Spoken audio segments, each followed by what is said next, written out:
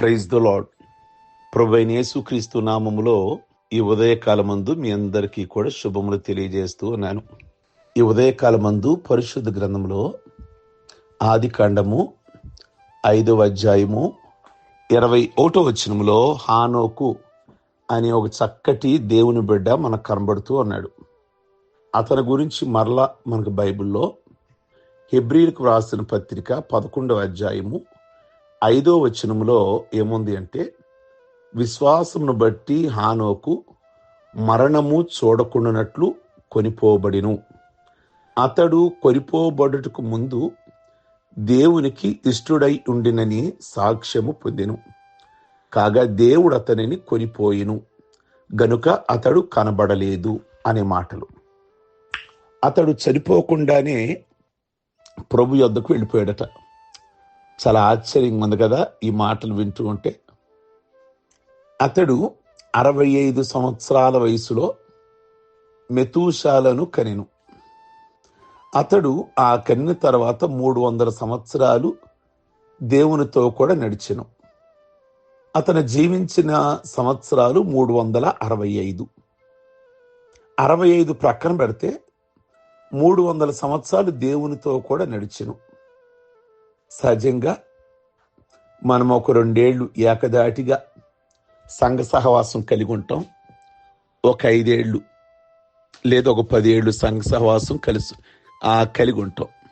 మరలా కొన్నిసార్లు జారిపోతుంటాం. బంధువులకు దగ్గరగా, దేవునికి దూరంగా, సంఘానికి దూరంగా ఉంటాం. కొన్నిసార్లు ఇటు సంఘంలో కొద్దిగా ఆ సహవాసం చేస్తుంటాం, అటు బంధువులతో లోకస్తులతో కలిసి జీవిస్తుంటాం. కానీ హానోకు అలా కాదట. 300 సంవత్సరాలు, నిజంగా 3 ఏళ్ళ 30 సంవత్సరాల అనుకున్నా. తీరా చూస్తే 300 సంవత్సరాలు దేవునితో కూడా నడిచెను. అంటే సహవాసం చేస్తున్నాడు. ప్రతి దినము కూడా హానోకు దేవునితో కూడా నడుస్తూ ఉండేవాడట. అంటే నేను అనుకుంటా దేవుడు ప్రతిరోజు వచ్చేవాడేమో హానోకుతో మాట్లాడడానికి. ఇద్దరు మాట్లాడుకుంటూ వెళుతూ ఉండేవాళ్ళేమో.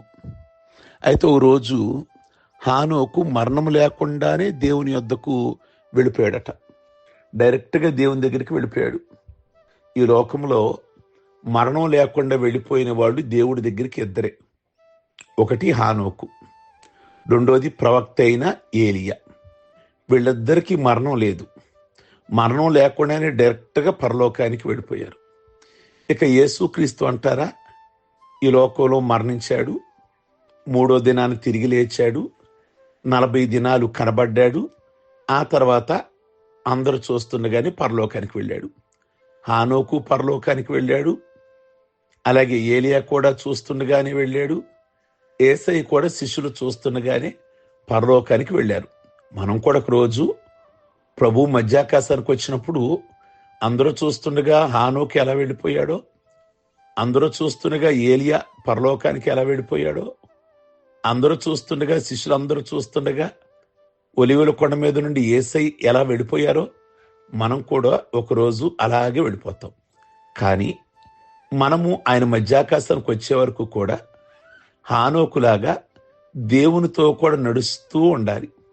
నిజంగా 300 సంవత్సరాలు లోకంలో ఎక్కడ జారిపోకుండా, ఏ విషయంలో కూడా పడిపోకుండా 300 సంవత్సరాలు నడవటం అంటే సామాన్యమైన విషయం కాదు. అందుకే హానోకు ఆయన పరలోకానికి వెళ్ళక ముందే ఈ లోకంలో ఉండగానే ఆ హెబ్రీ పత్రికలో చూస్తే ఏమనుంది అంటే, అతడు దేవునికి ఇష్టుడై ఉండినని లేదా ప్రియుడై ఉండినని సాక్ష్యము పొందెను. ఈ లోకంలో జీవిస్తుండగానే మనందరం కూడా దేవునికి ప్రియులుగా జీవించవలసిన వారమై ఉన్నాం. యేసుక్రీస్తు ఆయన బాప్టిజం పొందిన తరువాత ఆకాశం నుండి ఒక స్వరం వినబడింది, ఈయన నా ప్రియ కుమారుడు, ఈయన యందు నేను ఆనందిస్తున్నాను అని. ప్రియ దేవుని బిడ్డలారా, అనేకులు వాక్యానికి లోబడకుండానే మేము దేవునికి ప్రియముగా ఉంటున్నామని మోసపోతున్నారు. దేవునికి ప్రియులైన వారే ప్రభు రాకడికి వెళ్ళగలరు. ఈ లోకంలో నువ్వు జీవిస్తుండగా ప్రభుతో చక్కటి సహవాసం. నువ్వు ఎంతకాలమైతే ఈ లోకంలో జీవిస్తావో, దేవుడు నీకు ఎంతైతే ఆయుష్ ఇచ్చాడో, ఎంతకాలమైతే ఈ భూమి మీద బ్రతుకుండాలి అని అన్నాడు, అంతకాలం వరకు కూడా దేవునితో కలిసి నడవాలి. అనగా ప్రభు మార్గములో జీవించాలి. ప్రభుతో సహవాసం, సంఘముతో సహవాసం. అలా హానోకు జీవించాడు. అందుకే హానోకుని డైరెక్ట్గా దేవుడు తన రాజ్యానికి తీసుకొని వెళ్ళాడు. కనుక హానోకు ప్రత్యేకంగా కుటుంబానికి దూరంగా ఉన్నాడు అనుకోమాకండి. ఫ్యామిలీని వదిలేసి చర్చిలోనే ఉన్నాడు అనుకోమాకండి. ఫ్యామిలీని వదిలేసి అడవిలో భక్తి చేశాడు అనుకోమాకండి. అతను పిల్లల్ని కంటూ, కాపురం చేసుకుంటూ, ఫ్యామిలీని పోషించుకుంటూ తన ఆత్మీయతను కాపాడుకున్నాడు. కనుక ఈరోజు మీరు ఫ్యామిలీ కలిగిన వారుగానే ఉంటూ, మీ జీవనోపాధి కలిగిన వారుగా ఉంటూ, మీ ఉద్యోగం చేసుకుంటూ ఉంటూ దేవునితో నడవటం అనేది గొప్ప దీవెన. మరి హానోకు అలా నడవలేదా? కనుక హానోకుని స్ఫూర్తిదాయకంగా పెట్టుకొని మీరు ఎందులోనైతే ఉన్నారో అందులో ఉద్యోగం, వ్యాపారం, మీ యొక్క జీవనోపాధిని కలిగి ఉంటూ భక్తి విషయంలో హానోకులాగా నడుస్తూ దేవుని రాజ్యానికి సిద్ధపడమని ప్రభు కోరుకుంటున్నారు. ప్రార్థించుకుందాం. సర్వశక్తి కలిగిన తండ్రి, నిజంగా హానోకు ఈ లోకంలో జీవించినప్పుడు మీకు ఇష్టడుగా జీవించాడు. కనుక భూమి మీద మరి భక్తులే ఇష్టలు, వారు నాకు ప్రియమైన వారని మీరు చెప్పిన దేవుడు గనక మీ కొందనాలు, స్తోత్రాలు. ఈ భూలోకంలో జీవిస్తుండగా ప్రభువా, మీకు ప్రియమైన వారుగా, మీకు ఇష్టమైన వారుగా మేము జీవించడానికి కృప దయచేయండి. మీరు మధ్యాకాశానికి వచ్చినప్పుడు ఒక హానోకులాగా, ఒక ఏలియాలాగా మేము ఎత్తబడేవారుగా ఉండాలి అంటే ఈ లోకంలో జీవిస్తున్నప్పుడు మీకు ఇష్టమైన వారుగా, ప్రియమైన వారుగా ఉంచమని ప్రార్థిస్తున్నాం. భక్తులే భూలోకంలో భక్తులే శ్రేష్ఠులు అంటున్నారు, వారు నాకు కేవలం ఇష్టలు అంటున్నారు ప్రభా. అట్టి విధంగా జీవించే కృప దయచేయండి. అలాగే ఈ దినం పెళ్లి రోజులు, అలాగే పుట్టినరోజులు, రక్షణ పొందిన రోజులు చేసుకుంటున్న బిడ్డలందరినీ దీవించి ఆస్వాదించండి.